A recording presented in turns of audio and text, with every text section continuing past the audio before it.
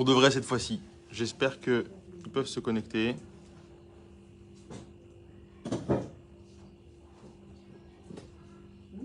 Une seconde.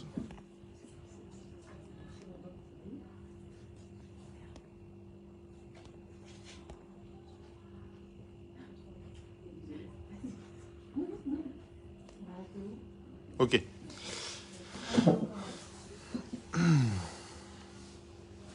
Bon, Madame El Fassi, welcome on board. Super. Ok. On est à la fin du 4e chapitre. On a parlé de beaucoup de choses. Le 4e chapitre, c'est une révolution dans la manière de penser. C'est une révolution de manière générale dans le judaïsme. C'est un grand pavé dans la mare. Je vais reprendre vraiment en 2 mots pour qu'on se remette dans le contexte. Et on va ensuite avancer. J'espère qu'on finira le chapitre ce soir. Je crois que c'est le 3e cours qu'on fait sur ce chapitre. Donc jusque-là, on a parlé... Bienvenue. On a parlé de quelque chose qui s'appelle les levushim. Les levushim, c'est un terme religieux, technique, pour décrire quoi? Dans un langage plus moderne, plus contemporain, les modes d'expression de l'âme. On a tous une âme, en fait, on n'en a pas une, on en a 2. On a parlé de ça dès le début. Et elles ont des canaux pour s'exprimer, ça s'appelle les levushim, les habits. Pourquoi ça s'appelle les habits? Est-ce que quelqu'un se rappelle? Est-ce qu'on peut les enlever? On peut les changer? Voilà, super. C'est pas propre à nous, ça nous colle pas. Voilà, Exactement. Super, bah voilà. Ça s'appelle les habits parce que c'est pas ce qu'on est, nous, mais c'est ce qu'on pense, c'est ce qu'on dit, c'est ce qu'on fait. Et ce qu'on pense, ce qu'on dit et ce qu'on fait, on peut le changer. On peut le changer. Alors, il y a des choses il y a des habits qu'on peut changer plus facilement que d'autres. Les actes, je peux les changer très facilement sans que ce soit trop difficile. Généralement, ça dépend de quel type d'acte. Les pensées, parfois, c'est plus difficile parce que j'ai tendance à m'identifier à mes pensées. Et des fois, changer de pensée, ça demande beaucoup d'efforts. Ouais. Je peux pas arrêter de penser. Je peux arrêter de faire. Je peux arrêter de parler aussi. Mais je peux pas arrêter de penser. On pense tout le temps. Donc, si je veux changer de vêtements, dans le monde de la pensée, si je veux changer de vêtements, il faut que je pense à autre chose. C'est comme une radio qui serait tout le temps allumée. Elle est tout le temps allumée, mais je peux changer de station. Je peux changer de station et écouter autre chose.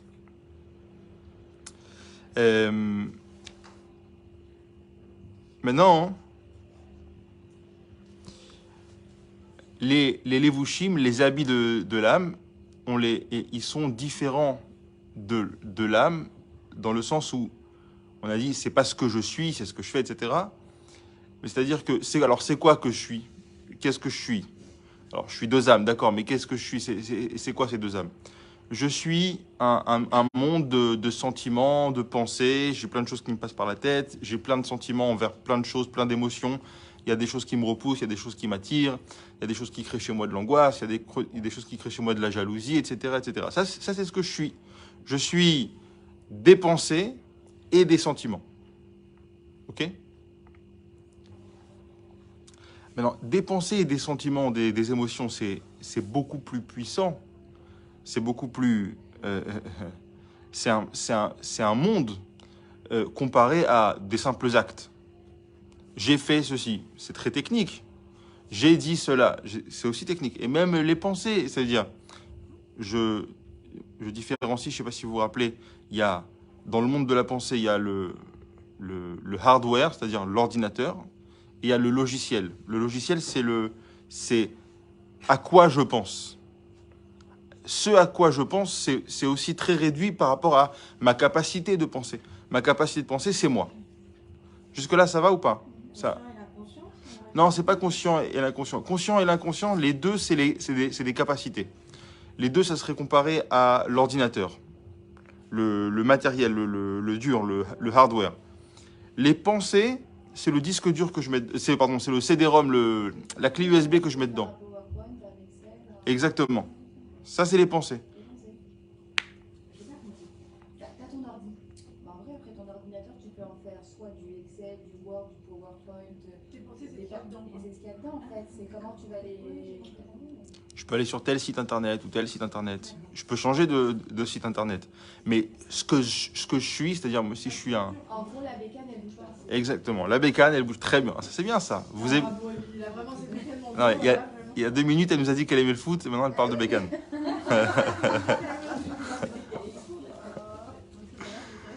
grave, je serais battue, je pense.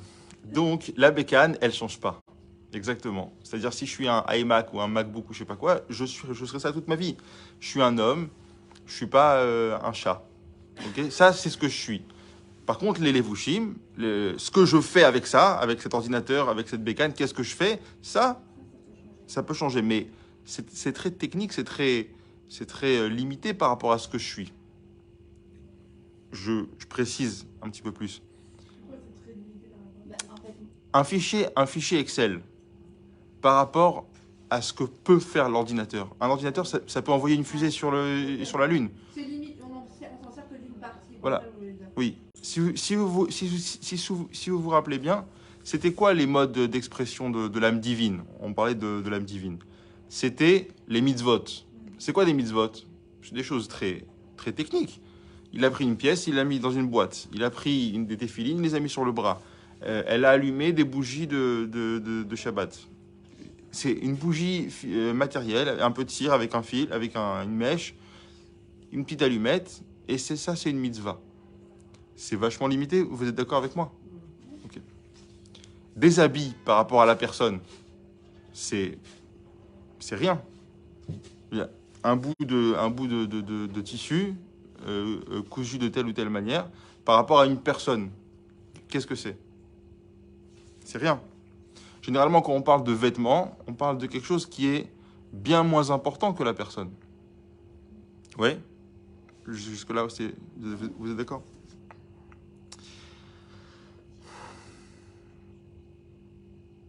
Donc, si je reviens à notre sujet, il y a l'âme, il y a les vêtements de l'âme. Qu'est-ce qui est censé être plus important? L'âme. L'âme, c'est quelque chose de divin, c'est quelque chose, c'est un monde d'émotions et un monde de pensées.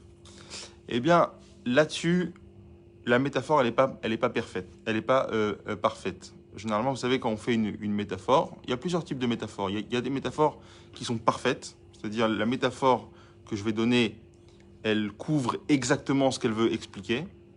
Et des fois, les métaphores, c'est limité, c'est-à-dire, à la fin, je suis obligé de dire, bon, c'est qu'une métaphore, parce que ça ne remplit pas exactement son rôle. Vous savez, c'est quoi comment ça fonctionne, une métaphore? Une métaphore, c'est que je veux expliquer quelque chose d'abstrait, et pour expliquer quelque chose d'abstrait, je suis obligé d'utiliser un mashal, on appelle ça une parabole. Une parabole pour pouvoir matérialiser les choses. C'est ça que je fais avec les enfants quand je veux leur expliquer 2 plus 2. 2 plus 2, il n'y a rien de plus abstrait comme idée. 2 plus 2, c'est très abstrait, parce que 2, ça n'existe pas, le 2. Vous l'avez déjà vu, 2? Il n'y a pas un monsieur qui s'appelle 2. 2, c'est un concept. Quand je veux expliquer ce concept à des enfants, qu'est-ce que je fais? Je prends des pommes ou des bonbons. Il y a 2 bonbons, il y a encore 2 bonbons. Maintenant, combien j'en ai? J'en ai 4. Je suis obligé de raconter une histoire. Ça, c'est le concept de la métaphore, de la parabole. Ça s'appelle un mashal. Dans le judaïsme, le mashal, c'est quelque chose qui est extrêmement utilisé. On dit que Shlomo Ameler, il avait 3000 meshalim, 3000 paraboles. C'est-à-dire quoi 3000 paraboles? C'est pas qu'il avait 3000 blagues, 3000 histoires. Il avait un carnet avec 3000 histoires qu'il pouvait raconter. C'est pas ça. C'est que quand j'utilise une parabole, je l'utilise pour expliquer quelque chose qui est plus abstrait, qui est plus élevé spirituellement. Et lui, il était capable, avec une idée, mais l'idée était tellement élevée que c'était impossible de l'expliquer telle quelle, donc il fallait qu'il fasse une parabole pour expliquer son idée. Mais même la parabole était trop abstraite, il fallait qu'il fasse une parabole pour la parabole. Et comme ça, comme ça 3000 fois, pour imaginer de comprendre la profondeur de l'homme. Pourquoi je dis tout ça? Parce que on a parlé d'une métaphore, on a parlé des vêtements de l'âme. L'âme, elle n'a pas vraiment besoin de vêtements, c'est qu'une métaphore, d'accord? Pourquoi on utilise ça? Parce qu'on dit, pour expliquer, au même titre que les vêtements d'une personne, c'est pas la personne, c'est quelque chose qu'il met pour pouvoir sortir dans la rue, pour pouvoir représenter ce qu'il est, Ça l'aide à pouvoir communiquer avec les gens. Si je vais à un rendez-vous avec un ministre, je vais mettre un costume et une cravate, ça me permet de pouvoir communiquer avec lui, etc., etc. Mais ce n'est pas la personne. Seulement, la métaphore, elle n'est pas parfaite, parce que dans le cas précis de l'âme et des levushim, les levushim, ils sont infiniment plus élevés. Pourquoi? Qu'est-ce qui est le plus important? Je ne dis pas qu'est-ce qui est le plus... qu'est-ce qui est le plus élevé, qu'est-ce qui est le plus développé, mais qu'est-ce qui est le plus important? Ce que je suis ou ce que je fais dans la vie? Ce que je fais. Pourquoi? Parce que c'est ma conduite qui va dicter un peu comment va être ma vie. Même si je pense bien mais que j'agis mal, c'est mes actions qui vont représenter ce que je suis. Vous pensez quoi, vous? Moi, je pense que je suis. C'est vrai que vis-à-vis des gens, c'est ce que je fais. Moi, je dis, moi, c'est ce que je suis. Tu peux penser très bien, mais tu peux aller zigouiller les gens. Tu peux penser très mal et te comporter très bien. Mais tu as des mauvaises pensées. De penser très bien.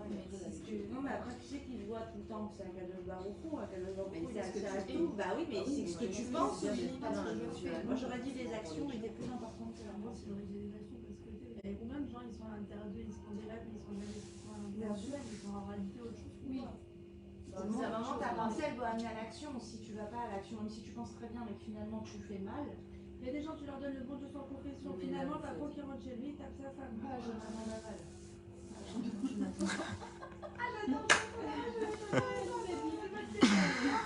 mal. Madame la dame, vous voulez dire quelque chose? Non, moi, je pense que je suis. Ce que vous êtes? Ok. Pourquoi on est envoyé sur Terre? Pour faire. Parce qu'on a une mission. Une mission.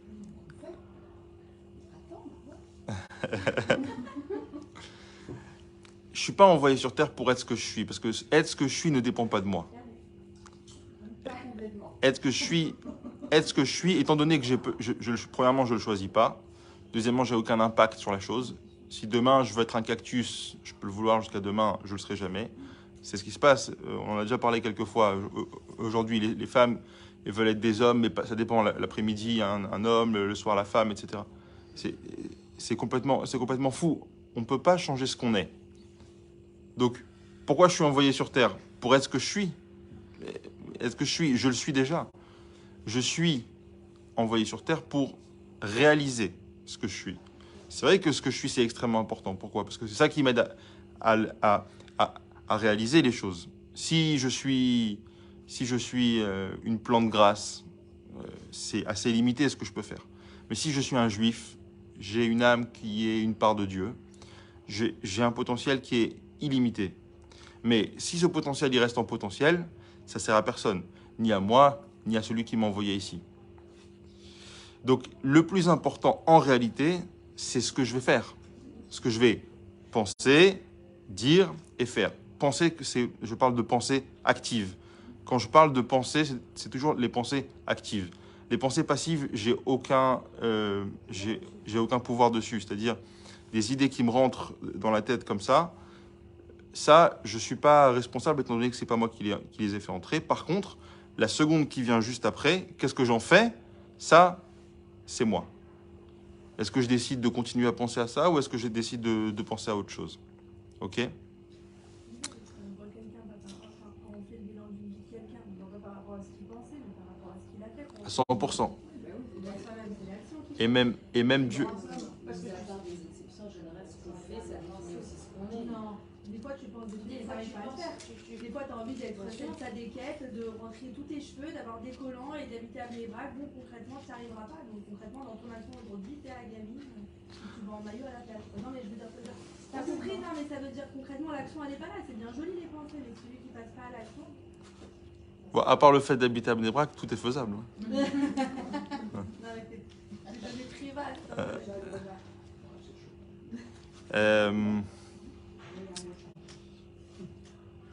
Quand on est jugé, on ne parle pas ici de jugement. C'est pas le débat ici, quand on va être jugé, comment on va être jugé, etc. Mais on est jugé sur ce qu'on fait, sur ce qu'on dit, sur ce qu'on a pensé activement. Sur les pensées actives aussi, on est jugé. Pensée active, c'est ce que moi je pense de manière active. Encore une fois, les pensées passives, c'est-à-dire j'ai une mauvaise idée qui me rentre maintenant dans l'esprit. Je vois quelqu'un, je me dis Oh, que je l'aime pas celui-là, je peux pas me le voir. Ça, c'est la première seconde. La deuxième seconde, j'ai le choix entre me dire, c'est pas bien de penser du mal sur un juif, donc je vais penser à autre chose, parce que celui-là, quoi qu'il arrive, je pourrais jamais m'imaginer des bonnes choses sur lui, c'est trop pour moi. Je vais penser à autre chose, je vais penser à la Coupe du Monde, Chas v'Shalom. Ou bien, pendant un quart d'heure, je vais lui chercher tous les défauts du monde, alors que moi, je me trouve toutes les qualités du monde. Donc ça, c'est des pensées actives, c'est ce que je décide de penser. Ah d'accord. Ok. C'est-à-dire on est maître de sa pensée. Ça, oui, on À le- 100%. La passive, ça voudrait dire, par exemple, Bah, t'as pas un truc pas de sa loi, je le regarde, mais c'est pas de ma faute, je veux plus le regarder. Voilà, la première seconde, je l'ai vu, c'est passé devant moi, j'y peux rien. La deuxième seconde, j'ai tourné la tête, ça m'appartenait. La deuxième seconde nous appartient, la première ne nous appartient pas. Dans le monde des pensées. La parole, la première seconde m'appartient, puisque c'est moi qui... Ça veut dire en vrai quelqu'un qui aurait souvent des mauvaises pensées, mais qu'il essaye de combattre ces mauvaises pensées, ça veut dire que la première partie, elle lui appartient pas vraiment, on lui met dedans pour les prouver, en gros. À 100%. La deuxième partie, s'il décide de tourner sa tête, c'est quand même qu'il veut, il y a une volonté. À 100%. Vous vous rappelez de l'histoire de celui qui a tapé à la porte toute la nuit, il est resté dehors, et le tzaddik de Jitomir lui a dit, je t'ai donné une leçon, c'est toi qui décides qui rentre.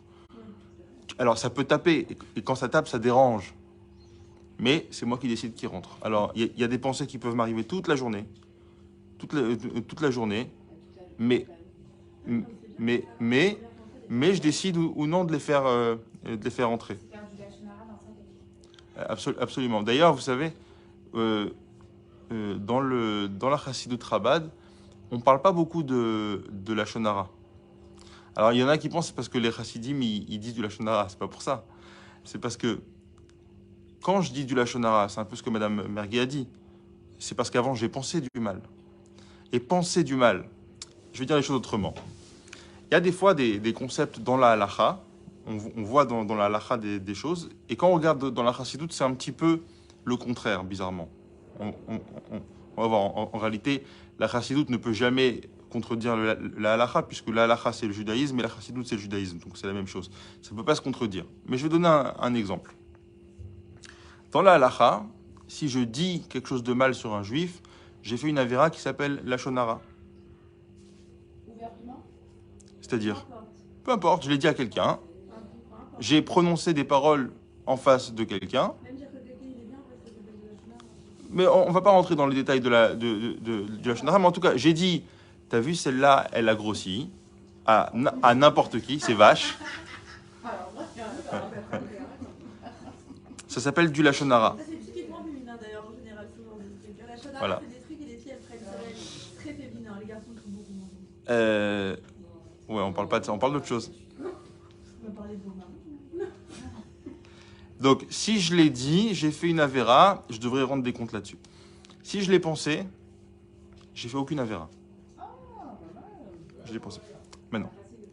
Mais non. Ça, c'est la halacha. Mais non. Dans la chassidoute, Je l'ai pensé, je l'ai pas exprimé, vous voulez dire? hein? Je l'ai pensé, mais je l'ai pas Ouais, exprimé. voilà, exactement. Je l'ai pensé, je l'ai pas exprimé. C'est le partage de l'information. On pense, par exemple, on voit une personne, quand on est avec des personnes avec qui on communique, sans rien dire, sans quoi, on se regarde et on rigole. C'est la Shonara. Bon, Tu vois, tu vas trop le confondre avec Bah non, est-ce que ça c'est un... Viens, on tourne la tête, on se regarde plus, c'est bon. rigoler, il y a un sentiment exprimé de dire maintenant il faut qu'on rigole là-dessus, quoi. Je vais vous dire, c'est peut-être encore pire. Ça veut dire, on est des bonnes personnes, donc on va pas le dire, mais quand même on se moque. Ça, je crois que c'est encore pire. Enfin bref, en tout cas, maintenant, donc on a compris. Dans la halakha, si j'ai dit la chose, si j'ai pensé la chose mais que je l'ai pas dite, je n'ai pas fait d'avéra. Après 120 ans, j'arrive au tribunal, on me dira absolument rien là-dessus. Ah, on n'en parle pas du dossier de la pensée. On ne parle pas de ce dossier-là. On parle pas du tout du dossier de la pensée. Non. peu importe que ce soit pour la Shonara. En termes de jugement, je n'ai pas fait de avéra. Parce qu'il a dit que la première seconde, elle est indépendante de toi, donc ça veut dire si t'as... Non, c'est pas pour ça. Ah bon, alors J'ai pensé activement du mal. Et pourquoi alors on a pensé... Je vais expliquer. Si vous me laissez parler, j'explique. Ce soir, on est bavard. Euh, Parce que ça nous intéresse.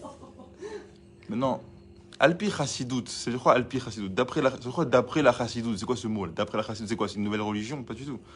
C'est qu'on regarde les choses de manière beaucoup plus profonde. Si j'analyse ce qui se passe au niveau de la personne, qu'est-ce qui est plus grave? De penser du mal de quelqu'un ou de dire du mal de quelqu'un? 2 secondes. 2 secondes.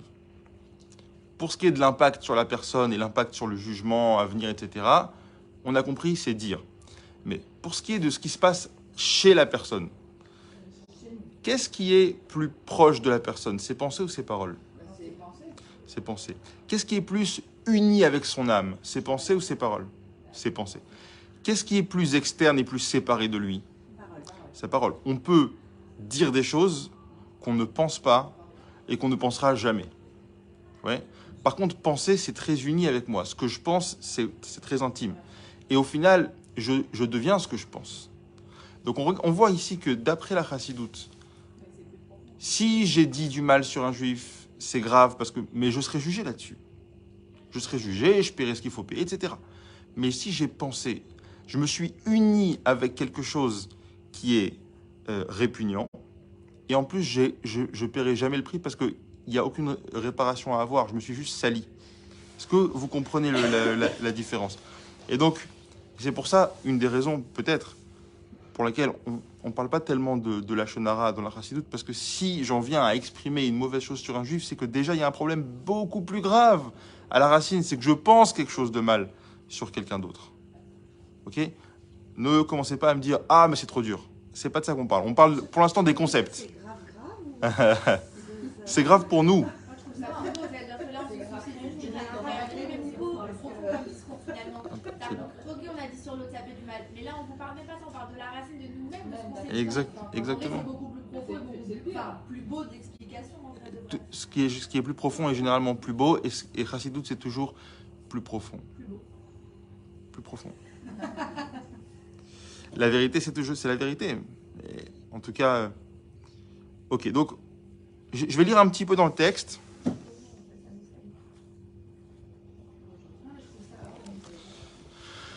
Je lis un petit peu dans le texte et après, on va passer on va traiter un autre sujet. Enfin, c'est très lié, mais c'est un autre sujet.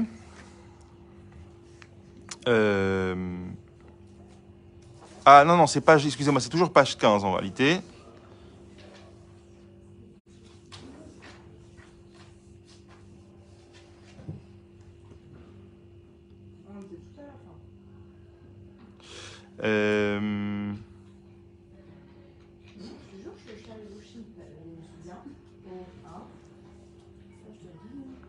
Ah voilà.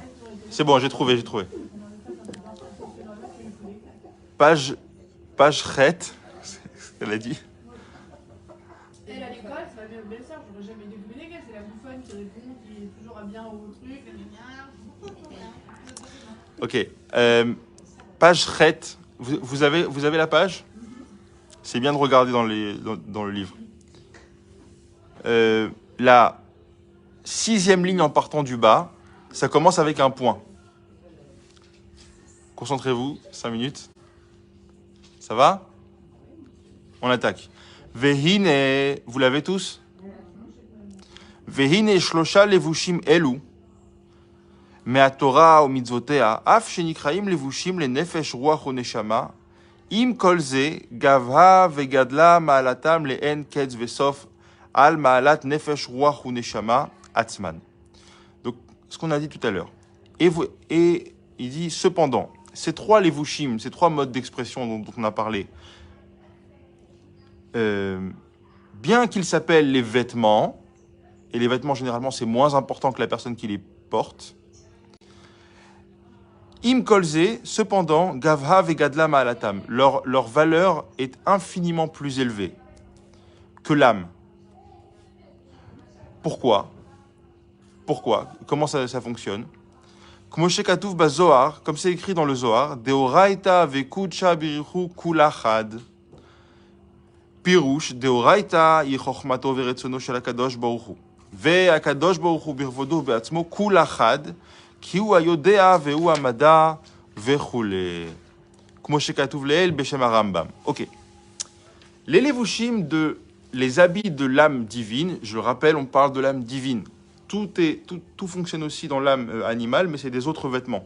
C'est-à-dire que les vêtements de l'âme animale, c'est aussi pensées, paroles et actes, mais ce n'est pas les pensées de Torah, les paroles de Torah et les actes de mitzvot. C'est d'autres pensées. C'est d'autres paroles et c'est d'autres actes. Par exemple, j'ai mangé une pizza parce que j'avais faim. C'est un acte, donc c'est dans le domaine, c'est le domaine des levushim, des habits, mais de quelle âme? Pas de l'âme divine, de l'âme animale. Ok? Si j'ai mangé pendant Shabbat, par exemple, c'est une mitzvah, ça s'appelle un levush de l'âme divine. On rentre pas trop là-dedans, c'est juste pour... Parce que là, on est en train de parler de choses divins, etc. Donc on se dit, bon, ok, les mitzvot, combien de temps ça me prend dans la journée? 5%, 10% de la journée. J'ai envie qu'on me parle de ma vie, là. Vous me suivez ou pas? Donc, pour l'instant, on parle de l'âme divine. Plus tard, on traitera l'âme animale. Donc, pourquoi est-ce que les habits de l'âme divine, ils sont plus élevés que l'âme divine? Parce qu'on a vu que les habits de l'âme divine, c'est quoi? C'est la Torah et les mitzvot. Comment est-ce que l'âme divine peut s'exprimer dans ce monde? En étudiant la Torah et en faisant des mitzvot, des bonnes actions et les mitzvot de Dieu. Pourquoi les mitzvot et la Torah, c'est plus élevé que l'âme? Parce que la Torah et les mitzvot, c'est marqué dans le Zohar, c'est Dieu. Nous, on est une âme, on est un petit peu séparés de Dieu, quelque peu séparés de Dieu. En tout cas, tel que l'âme se dévoile ici dans le monde, elle est séparée de Dieu. La Torah et les mitzvot ne sont jamais séparés de Dieu. C'est ce qui nous lie à Dieu, exactement. Mais qu'est-ce qui nous lie à Dieu? Dieu lui-même. J'explique. C'est quelque chose qu'on avait vu au tout début. C'est que chez Dieu, c'est pas comme chez nous. Chez nous, tout est fragmenté. Il y a moi, il y a mes pensées, il y a mes émotions. C'est des mondes différents. Tout est fragmenté. Chez Dieu, tout est un. C'est-à-dire que quand je saisis une pensée de Dieu, c'est Dieu lui-même que je saisis. Et le Rambam précise, c'est pas un concept que l'esprit humain peut comprendre. Pourquoi? Parce que nous, on est fait de fragmentation. On est fait par fragmentation. On est des milliards de cellules, des milliards de neurones, des milliards on est plusieurs... Pardon? On est un assemblage, exactement. On est un assemblage de plusieurs parties. Peu importe comment je regarde les choses, même si je regarde combien de membres, j'ai 2 mains, 2 pieds, etc. Tout est fragmenté. J'ai le domaine des émotions, le domaine des pensées, j'ai mes actes, Chez Dieu, tout est un. Pourquoi tout est un? Enfin, pourquoi on dit que sa pensée, c'est lui, sa volonté, c'est lui? Parce que si je dis que c'est pas lui, ça voudrait dire qu'il y a quelque chose qui est en dehors de lui. Or, il n'y a rien qui est en dehors de Dieu. Et encore une fois, le Rambam, il dit que ce n'est pas un concept qu'on peut vraiment comprendre comme il faut. Ce n'est pas tellement le sujet là, mais tout ça pour dire que les habits de l'âme divine sont en réalité beaucoup plus élevés que l'âme divine, parce que ces habits-là, c'est Dieu. Et donc, comme j'avais dit la semaine dernière, quand un juif fait une mitzvah, il saisit Dieu, tout simplement. Il saisit Dieu. Ça répond aussi à une question. Parce que... Mais peu importe comment il le fait. Bah oui, c'est ce qu'il avait dit. Ouais. Ça veut dire quelqu'un qui va faire une bracha. Je parle pas du fait que ce soit cacha, pas cacha, qu'on les thunes pas là-dedans. Alors ok, imaginons les thunes, elles sont cachées. Il va faire la bracha en 30 secondes, ça c'est Dieu. Ouais. Il est connecté à Dieu et ça n'a pas encore fait de lui une meilleure personne. Parce qu'il peut se connecter, ça veut dire qu'il peut passer un coup de fil à son papa, comme on avait dit. Il passe un coup de fil à Dieu. Ça ne l'a pas encore changé, ça ne l'a pas encore métamorphosé, parce qu'il n'a pas encore été imprégné vraiment par la chose. Quand bien même, il connaît le numéro de téléphone, il l'a fait. Il est connecté avec lui. Je continue. Maintenant, quoi? Ah ouais. C'est... Ouais. Maintenant, vous auriez dû me poser une question, et c'est normal que vous ne l'ayez pas posée, mais il y a une question qui s'impose. Comment on peut dire que des mitzvot, c'est Dieu? C'est quoi des mitzvot? C'est des choses très techniques. Si vous ouvrez un Shulchan Aruch, le livre où donc on explique comment faire les mitzvot, on voit que c'est des choses c'est presque mesquin. Ça veut dire, ça va parler de à quelle heure je dois les faire, combien de temps ça doit durer, quelles sont les conditions, avec quels ustensiles. Je sais pas, n'importe quelle mitzvah. Pour reprendre la mitzvah des tefilines, il faut que ce soit une peau de bête cachère, une vache, ou, etc. Il faut que le boîtier soit carré. Il faut qu'il y ait 4 compartiments dans la tête et un compartiment dans les tefilines du bras. Il faut qu'il y ait des sangles, il faut qu'il y ait des ceci, il faut qu'il y ait une couleur noire. Si c'est pas noir, c'est pas bon, etc. De quoi on est en train de parler là? Ça, c'est Dieu. Dieu, il rentre dans ce genre de petits détails. Il y a des halakhot dans le Shulchan Aruch, comment je dois mettre mes chaussures. D'abord, je mets la chaussure droite. Ensuite, je mets la chaussure gauche. Ensuite, je fais les lacets de la chaussure gauche. Ensuite, je fais les lacets de la chaussure droite. Ça, c'est Dieu? De quoi Oui, pas Dieu, ça. Pour, quoi? C'est Dieu qui a écrit tout ça. C'est les mitzvot qui sont censés Non, être attends, que Dieu. attends. Qu'est-ce qui a marqué ça? Qui a écrit tout? Enfin, je veux dire, ça a été écrit par. C'est une excellente question. Non, parce qu'en fait, il y a deux choses. On est rattaché par Dieu en faisant une mitzvah parce qu'on sait que c'est quelque chose de bien, par exemple de faire la tzedaka, etc., de la Israël. Mais enfin, excuse-moi, de mettre ton lacet gauche ou droit, C'est la même chose, c'est une Bah, mitzvah. oui, mais à quel moment lui il a demandé ça, de faire ça? Mais c'est pareil, comment ils aimeraient être là? C'est une super question. Bah non, parce que la tzedaka, c'est pas Israël, c'est le partage, c'est. Oui, mais il n'y a pas écrit une mitzvah qui est plus que l'autre pour lui. A priori, toutes elles sont. Il n'y a pas de plus que Moi, je pense qu'à partir du moment où ça part de lui, de toute façon, Il y a entre plein de guillemets, on choses. devrait pas trop avoir de questions à se poser. C'est une mitzvah, c'est inscrit. Entre guillemets, on se doit de la faire parce que c'est le doigt d'Hachem qui nous touche et qui nous ordonne de faire quelque chose. Ouais. Donc il n'y a pas 150 000 explications à avoir. C'est de dire fais et tu comprendras après. Mais c'est le même principe que de dire est-ce que notre âme elle s'exprime par nos pensées ou par nos actes? Ben, tout est relié à nos actes finalement. Nos actes ils descendent de la mitzvah. Ouais, 100%. Très bien. Tout le reste, c'est vrai. Prends un petit peu de coca. C'est une super question. Je vous faire un petit peu de coca pour la question. Non, non, il y a juste 150 livres qui ont été écrits là-dessus.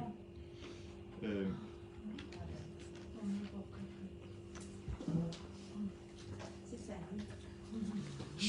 Chaque chose qui est écrite dans le Shulchan Aruch, déjà, comprenons comment c'est arrivé dans ce livre. C'est quoi ce livre? Qu'est-ce que c'est que ce livre, Shulchan Aruch? Petite parenthèse là-dessus, c'est très enrichissant de le savoir. Personnellement, j'étais allé à la yeshiva quand j'étais jeune, quand j'étais petit. Ça, c'est des choses que j'ai appris il y a juste quelques années. Je trouve que c'est tellement dommage de ne pas expliquer ces choses-là aux enfants. C'est-à-dire que les enfants, ils arrivent à l'école, on leur dit étudier la Mishnah, étudier la Gemara, etc. Mais on leur dit pas ce que c'est. Qu'est-ce que c'est?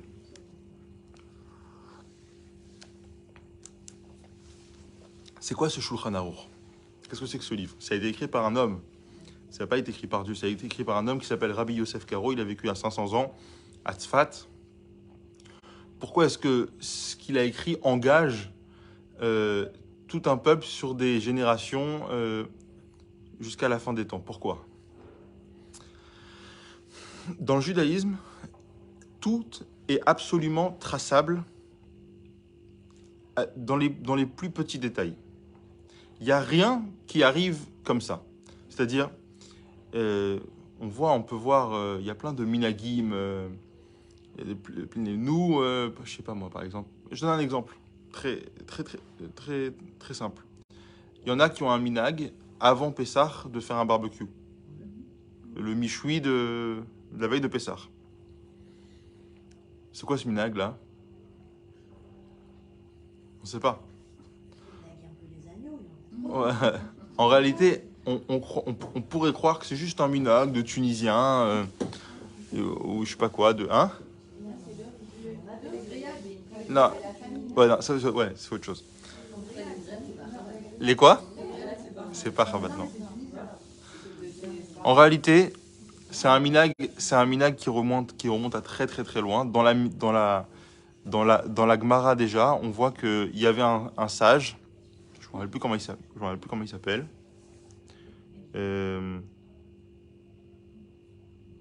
Ça me reviendra. Pourquoi il mangeait de la viande la veille de Pessah? Pour ne pas avoir envie de manger ce qui représente le korban vous savez, dans le seder, il y a un os d'agneau. Pour ne pas avoir envie de le manger, parce qu'on n'a pas le droit de le manger, il se gavait de viande la veille. Non, tout ça pour dire quoi? Dans le judaïsme, normalement, il n'y a rien qui arrive comme ça. Il y a plein de minagim qui sont arrivés, mais quand on étudie un petit peu, on se rend compte que ça n'existe pas. Ou que c'est quelque chose de très sérieux. Ce Shulchan Aruch-là, comment est-ce qu'il est arrivé? En réalité, tout commence il y a 3334 ans sur le mont Sinaï. C'est comme ça que la Pirkei Avot, les Mishnayot, s'appelle le traité de nos pères, je crois en français. C'est comme ça que ça commence. Ah, les maximes de nos pères, ouais, bravo. Moshe Kibel Torah Misinaï ou Masara le Yoshua, Yoshua les Skenim. Pourquoi est-ce qu'on dit tout ça? Skenim, Masarua, les Anchek Neset Agdola, etc. On fait tout le retrace. On retrace toute toutes les générations. Comment est-ce que la Torah a été transmise jusqu'à ce qu'on arrive à la Mishnah.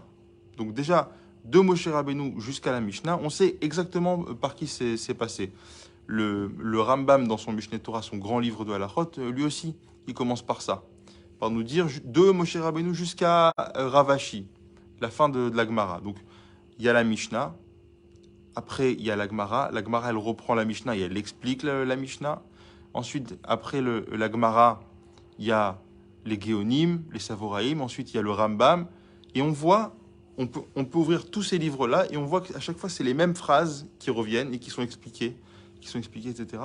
Et il n'y a rien de nouveau entre-temps. Si vous prenez un livre de Halachot, du Rav Ovadia Yosef, ou de n'importe quel Halachot, n'importe quel contemporain, vous verrez qu'il reprend, il se base sur les mêmes textes, c'est sur les mêmes choses qu'il reprend et qu'il explique. Il n'y a rien de nouveau. Donc quand je vois dans le Shulchan Aruch qu'il faut faire le lacet de gauche avant le lacet de droite, déjà, je sais que ça vient du dévoilement de Dieu au mont Sinaï. Première chose. Au même titre que donner la tzedaka. Maintenant, donner la tzedaka, ça marche beaucoup mieux avec notre manière de voir le monde. Je sais qu'en donnant la tzedaka, je fais du bien à quelqu'un, etc. Ça marche avec nos émotions. Ça marche avec nos émotions, ce qu'on pense du monde, nos mentalités. Ça va pas impacter si tu fais pas ton lacet de la même façon.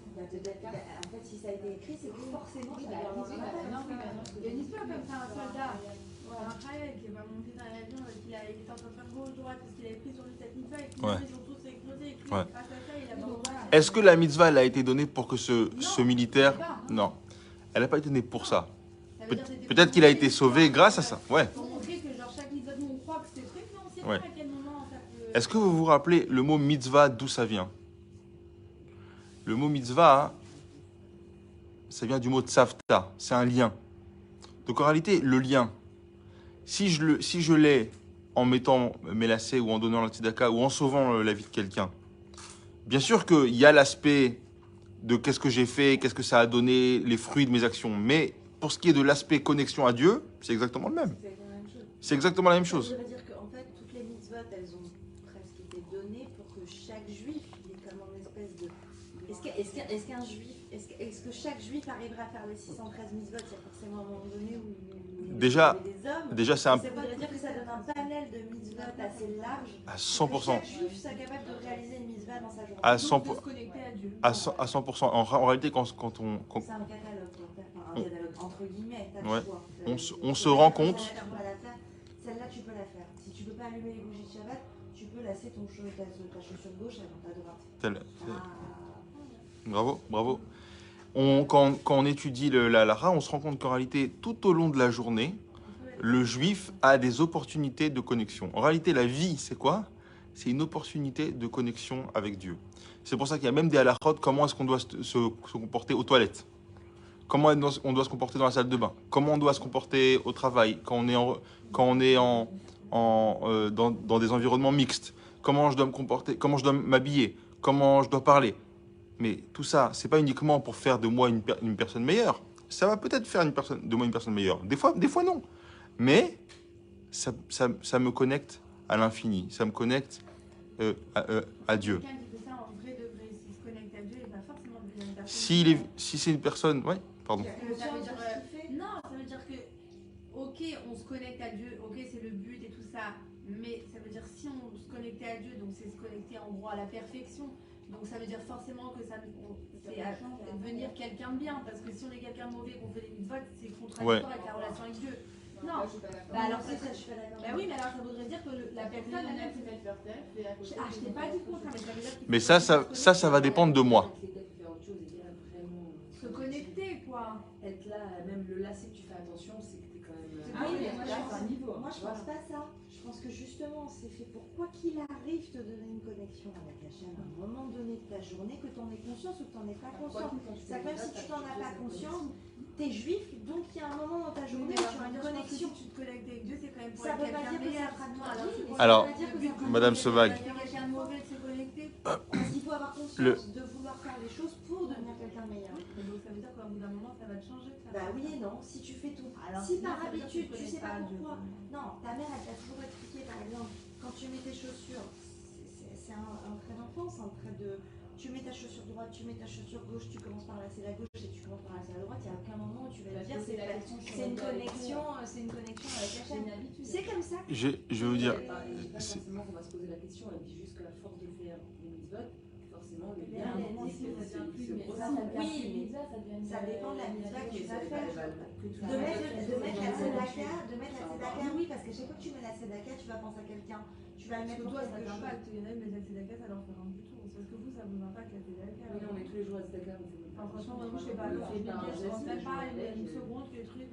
Donc c'est pour ça qu'il y en a qui sont faites. Oui, mais ce que je pense, Mais c'est c'est que le le but but de de tout toi, tu ça, c'est pour penses devenir à quelqu'un de devenir bien. quelqu'un de meilleur, et il y en a d'autres qui vont être faites pour quand. Alors, on peut être un pourri en se rapprochant de Dieu.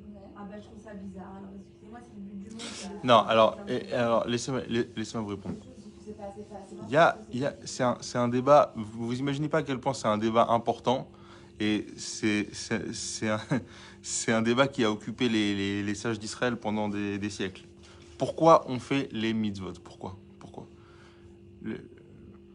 ce qu'on étudie ici, c'est qu'on étudie, on fait les mitzvot, on étudie la Torah pour se connecter à Dieu. Et Madame Sebag, elle a dit, je comprends pas, si c'est pas pour devenir une meilleure personne, alors ça sert à rien.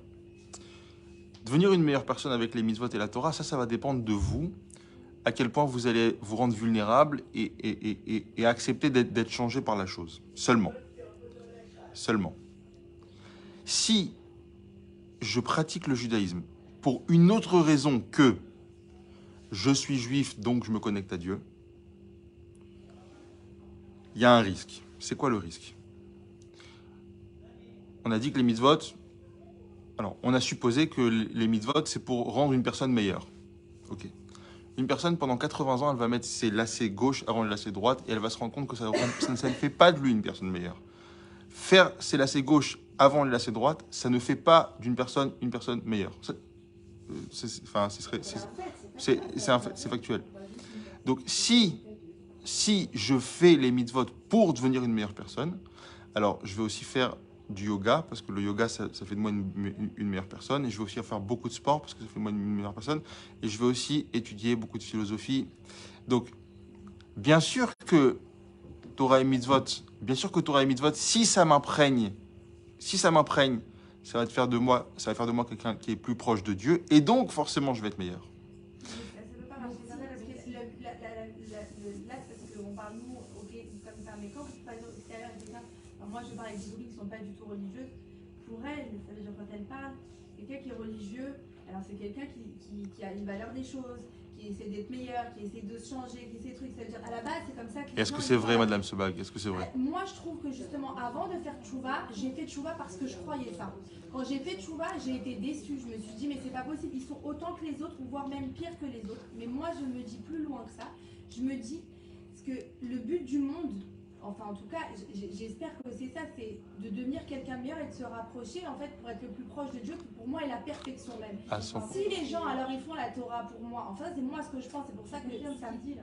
C'est-à-dire que si les gens ils font la Torah pour moi, ils vont faire les lacets, les trucs et tout, et qu'après ils se comportent mal, À 100%. alors je me dis qu'ils n'ont rien compris à la Torah. On ne peut pas aimer la Torah et aimer Dieu et être quelqu'un de mal. C'est un ancêtre. À 100%. En fait, la Torah, tu la comprends pas. En fait, tu ne peux pas comprendre Dieu. On te dit la Torah, les mitzvot, c'est Dieu. Mais les mitzvot, Donc, ça a un tu peux rapport ni avec Dieu, parce comprendre qu'il a la dit les Torah, mitzvot, mais mais tu qui est peux Dieu. pas Donc comprendre ça la veut dire Torah, tu peux pas En comprendre les mitzvot parce que tu peux pas comprendre. Le but, tu as une chose, c'est déjà tu te connectes à Dieu en faisant les mitzvot. Peu importe ce que tu fais, toi par exemple mettre ta pièce dans la tzedaka, tu le fais machinalement, ça va être son lacet, etc. Mais après quand tu comprends peut-être, moi c'est comment je le pense, quand tu comprends la valeur de la mitzvah, là peut-être tu deviendras quelqu'un de meilleur en comprenant chacune et que tu as intégré. Je pense qu'il faut d'abord intégrer la chose, Alors, faire moi, la je chose me dis, et l'intégrer après. c'est de se faire des, si c'est de se faire des contraintes à se connecter à des trucs, alors Non, connecter, ça veut dire que c'est Par pas exemple, comme tu mets ta pièce dans la tzedaka. Pour toi, c'est Stam, tu l'as mise comme ça. Mais après, une fois que tu as compris tout l'enjeu que c'est une tzedaka, tout ce que ça joue derrière, que tu peux nourrir tes familles, etc. En Là, fait, tu tu habites ton habiteras. âme. Voilà. T'as mis ton vêtement de nourrir quelqu'un par le biais de la tzedaka. Je veux donner un autre exemple, c'est le rabbi qui explique ça dans une lettre, qui est une lettre bouleversante. Quelqu'un qui disait au rabbi, à quoi bon être religieux? D'abord, il faut être une bonne personne. D'abord, soyons une bonne personne, après on sera religieux. Et le rabbi, il répond la chose suivante. Il dit, les Allemands, dans les années 30, c'était le peuple le plus développé qui existe. Et au niveau philosophique, au niveau moral, c'est le premier peuple à avoir créé des hôpitaux pour chiens et pour chats. C'était des gens extraordinaires, les Allemands. Seulement, leur développement personnel, leur développement moral, il était basé sur quoi? Sur l'atteinte de la perfection. Donc, l'atteinte de la perfection, c'est une quête, et c'est une quête qui est menée par le cerveau humain. Or, le cerveau humain, il est limité. Ce que un jour je pense être bon, demain je vais penser que c'est mauvais. Aujourd'hui, je pense que ce qui est bon, c'est de créer des hôpitaux pour les animaux. Demain, ce que je pense qui est bon, c'est d'exterminer 6 millions de juifs. Pourquoi? Parce que de base, ma quête, c'est pas une quête qui est menée par quelque chose qui me dépasse et qui me transcende. C'est une quête qui est menée par mon intellect, qui a une quête de devenir quelque chose de parfait à mes yeux. Pas parfait aux yeux, à 100%. Pas parfait aux yeux, pas parfait aux yeux de Dieu. Maintenant, pour répondre à ce paradoxe-là, vous savez, le Rav Steinsaltz, vous avez entendu parler du Rav Steinsaltz? Le Rav Steinsaltz, c'était un des plus grands sages des 100 dernières années. Le Times Magazine, il l'a nommé le Rashi des temps modernes. Ils ont dit que c'est tous les 1000 ans qu'on a un cerveau pareil. Il a traduit et expliqué tout le Talmud, traduit et expliqué tout le Tanar, traduit et expliqué tout le Rambam, traduit et expliqué tout le Tanya, etc. C'est quelque chose de phénoménal. Lui, il n'est pas né dans une famille religieuse. Bon, il a fait tchouva, il s'est rapproché de la pratique, etc. Et ensuite, il a donné beaucoup de conférences à toutes sortes de comment ça s'appelle, de public, ouais. Et un jour, il a rencontré quelqu'un qui avait fait tchouva et que lui, il venait de rue Shenkin à Tel Aviv. Vous savez, c'est quoi rue Shenkin? C'est comme je vous dis, je sais pas moi, la rue la plus branchée où voilà. Lui, il vivait là-bas dans la mode, dans les trucs et tout. Et un jour, il a eu une révélation. Il a tout lâché. Il est parti vivre à Jérusalem chez les Streimel, chez les chassidim religieux Streimel et tout ça. Et il dit que pendant les premières années, à chaque fois qu'il rentrait à la synagogue, il voyait ces gens habillés de soie, avec des ceintures en soie et des grands Streimel et des grandes péotes et tout. Il avait l'impression d'être parmi les anges. Et il avait des grandes émotions. Et c'est ça qui l'a tiré vers le haut, etc. C'est ça qui l'a fait avancer. Et il raconte que, au bout de quelques années, quand il a commencé à côtoyer ces gens-là, il s'est rendu compte qu'en réalité, c'était exactement les mêmes qu'Am Shenkin. Ils avaient des défauts, ils avaient des qualités, ils avaient leur coup de nerf, ils avaient leur truc, etc. En réalité, la personne, elle est ce qu'elle est. Et c'est quoi la personne? On a dit, c'est un peu d'intellect, un peu d'émotionnel, les 10 fameuses sphirotes, les 10 fameuses... Ça, c'est ce qu'on est. Ça ne veut pas dire qu'on ne peut pas réaiguiller nos énergies. J'ai une énergie débordante, je suis un fou de moto. Je peux réaiguiller cette passion vers quelque chose de plus productif. Mais la passion, c'est ce que je suis. D'accord? Maintenant, quand je sais que je suis un ensemble de 10 énergies différentes, quand on me pose cette question-là, as-tu été impacté par telle chose? Si je réponds avec le Tanya, je répondrai une partie de moi a été impactée. Quelle partie? Ça peut être une des 7 émotions, ça peut être une des 3 facultés intellectuelles. Quand je fais une mitzvah, c'est moi qui décide combien ça m'impacte. ça peut m'impacter dans l'émotionnel, dans le psychologique, dans l'intellect. Ou bien ne pas m'impacter du tout, ça serait dommage. Mais n'empêche que, quand j'ai fait cette mitzvah, j'ai été connecté à Dieu. Ok, faut faire juste la différence, parce que justement, quand on ne fait pas la différence, on peut être très très très déçu. C'est-à-dire Je que, suis très déçue. ben, Moi, je vous le dis, moi, honnêtement, je suis très déçue. parce que, vous savez pourquoi, Madame Parce que Sebag? pour moi, j'aime tellement Dieu. Parce qu'on vous a vendu du rêve, Madame Sebag. Vraiment, parce que moi, j'étais, tu vois, j'étais au séminaire là-dessus, on m'a vendu du rêve. Exactement. On m'a vendu du rêve. On vous a Alors, vendu du rêve. Mais je trouve aujourd'hui, même que je vois de mes yeux, que genre les gens, on leur demande toute la journée, prends ça sur toi, parce que truc, il n'y a plus d'amour pour Dieu, il n'y a que de la Ben, race. c'est ce que je vous Tout dis. ça m'a dégoûté, non, je vous dis franchement, et moi je suis redescendue très bas pour remonter ma Chas de shalom. niveau. Non, moi Ouais. je suis redescendue après parce que ça m'a trop dans ma tête de... Madame Sebag, parce Moi que, j'aime trop Dieu, je peux pas entendre que quelqu'un qui est connecté à Dieu, il peut pas profondément vouloir devenir quelqu'un de bien. mais au contraire, C'est inconcevable pour moi. au contraire, c'est une très bonne nouvelle. Parce que, je veux dire pourquoi c'est une bonne... on va s'arrêter là, il est un petit peu tard. Mais juste, je vous dis pourquoi c'est une très bonne nouvelle. On n'a pas fait ce que je voulais, enfin, on a toujours pas fini le 4e chapitre. Non, c'est pas grave, c'est bien. Il faut qu'on comprenne les choses. Avancer pour avancer, ça sert à rien. Pourquoi c'est une très bonne nouvelle, Madame Sebag? Pourquoi c'est une très bonne nouvelle, ce qu'on vient d'étudier? Il y en a qui pensent qu'il faut être une personne parfaite pour être connecté à Dieu. Dieu, il nous dit, te casse pas la tête, parce que tes critères de perfection sont pas les miens. Ça ne veut pas dire qu'il ne faut pas évoluer, ça ne veut pas dire qu'il ne faut pas grandir, ça ne veut pas dire qu'il ne faut pas travailler sur soi. Au contraire, Dieu n'attend que ça. Mais ça veut dire que vous n'avez pas besoin d'être parfaite pour vous connecter à Dieu. Un juif, peu importe ce qu'il a fait dans sa vie, il a la capacité de se connecter à Dieu. Est-ce que ça veut dire qu'il ne sera pas jugé pour ce qu'il a fait? Est-ce que ça veut dire qu'il n'a pas fait du mal à des gens? Qui n'a pas fait de mal à personne? Qui n'a jamais fait de mal à personne? Est-ce que ça enlève de lui? Est-ce que ça enlève de lui? Est-ce que le fait d'avoir fait du mal à quelqu'un enlève de la personne le fait qu'il est à l'image de Dieu? Non, ça reste une personne.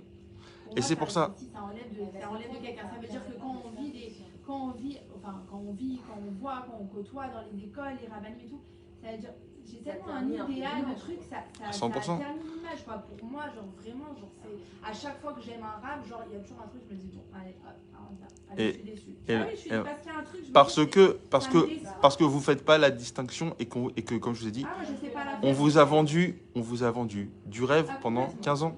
On vous a vendu du rêve. Ouais, bien sûr, j'en suis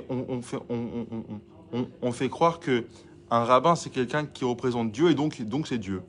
C'est pas ça. Un rabbin c'est un homme qui a dit kochot hanefesh, qui a dit énergie dans l'âme, qui se travaille, qui se raffine. Mais il a un avis, comme vous dites, Il a un Oui, mais il a un avis à une image. Vous savez, par contre, je suis d'accord avec vous, mais ça veut dire quand tu vois quelqu'un de religieux, je sais que vous allez dire, tu vois quelqu'un de religieux, tu vois quelqu'un de pas religieux, c'est les religieux qui va faire une bêtise et Elle le donne à c'est-à-dire elle moi, parle oui, d'un sentiment. personnellement, je me dis, moi je suis d'une famille pas du tout religieuse et je lui dis aujourd'hui à mon mari tous les jours, je dis mais sur la Torah, j'ai fait tchouva, mais dans ma famille vraiment, et Béhémet vraiment, c'est des tzadikim, mais vraiment d'un autre niveau. Mais je lui ai dit franchement, j'ai fait tchouva en croyant que ça veut dire qu'on allait quand on se connecte à Dieu, alors quoi on est plus.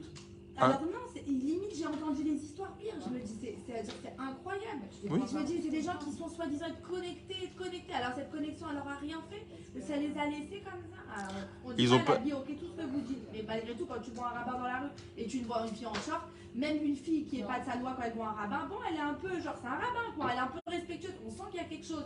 Et finalement il est aussi pourri que celle en short. Non, ça dépend, pas tout le monde, mais. Non, pas tout le monde. puis c'est dans Non, il est pas forcément pourri. Non, en short, Eh ben, Madame Sebag, et Madame Sebag, c'est exactement ce que vous dit le Tanya ici. Ne jugez pas en fonction des levushim. Vous pouvez voir une fille en short dans la rue qui a une âme infiniment plus élevée que quelqu'un avec un. Ça, Mais en plus, surtout dans le milieu dans lequel tu as grandi. ok.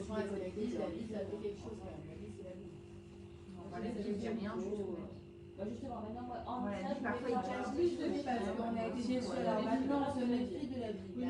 C'est trop facile de dire bon bah alors moi je reste en short mais je suis une fille bien. Il y a un moment aussi. Eh ben, c'est à ça que répond le chapitre. Ça veut dire que justement c'est ce qui fait se connecter à Dieu.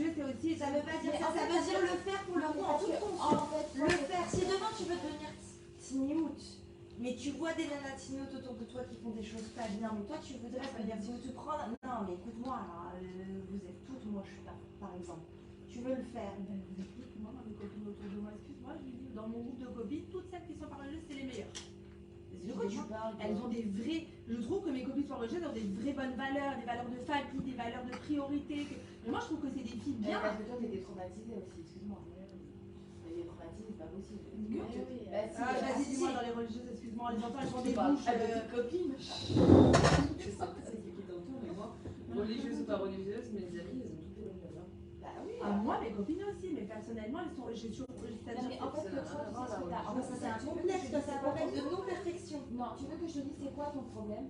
C'est pour Non, c'est pas C'est pas ton ton non, excuse, c'est pas ça. C'est pas ça ton problème. C'est que pour toi, t'arrives pas à comprendre qu'il y a deux choses. Il y a se connecter avec Dieu en faisant la misère. J'ai mis la tête dans la tzedaka, j'ai fait mon Etilat Yadayim, j'ai fait mon Birkat Hamazon, même si j'ai rien compris, je l'ai fait, je me suis connectée. Et toi, en fait, à partir du moment où tu penses que la personne elle se connecte, forcément, elle doit faire que. Elle va que être bien. Mais en fait, la perfection n'existe pas. Il n'y en a qu'une fois. Enfin, pour moi, à mes yeux, il n'y a que le rabbi. Mais non, personne n'arrivera à l'écrire. Tu as compris ce que je veux dire? Donc, continue à te connecter. C'est ce qu'il te demande en fait. Connecte-toi avec lui en mettant ta tzedaka, en faisant les rituels que toi tu as envie de faire, que tu peux faire. Tu te connectes, c'est une connexion jour pour jour. Et au fur et à mesure, quand les gens ils intègrent, quand les gens ils avancent, à ce moment-là, tu avanceras doucement dans ce qu'on appelle d'être Et quand ils essayent de comprendre. et quand après, toi, je sais ce que tu vas dire. Tu vas dire, comment par exemple, quelqu'un qui va faire du téléphone, qui va voler, le matin il va aller à la synagogue, se connecter, mettre ses tefs, etc. Il s'est connecté. Il a fait sa mitzvah, il s'est connecté. Maintenant, à côté de ce qu'il va faire, peut-être c'est ça qui te dérange en fait. Non, c'est parce qu'aujourd'hui, on est dans un monde complètement inversé. C'est ça, c'est C'est-à-dire, qu'il il n'y a plus de valeur de rien du tout. Non, mais ce qu'elle a dit, il n'y a plus d'intégrité, c'est ça qui te Il dérange. n'y a plus de Oui, mais aujourd'hui, ce qui t'explique, c'est que l'idée, c'est que là. Mais justement, j'ai du mal à dire que même religieusement parlant, on arrive à trouver, à expliquer que plus avoir d'intégrité. Mais il te dit pas qu'il va pas être puni, il te dit pas, il te dit juste qu'aujourd'hui, l'essentiel, c'est que le juif se connecte. Plus tard, je crois que c'est dans le 6e chapitre, on verra que au même titre qu'une mitzvah, elle me connecte à Dieu, une avéra me sépare de Dieu. À 100%. On n'a pas encore parlé de ça. Bonne soirée ceux qui ont écouté le cours. Merci.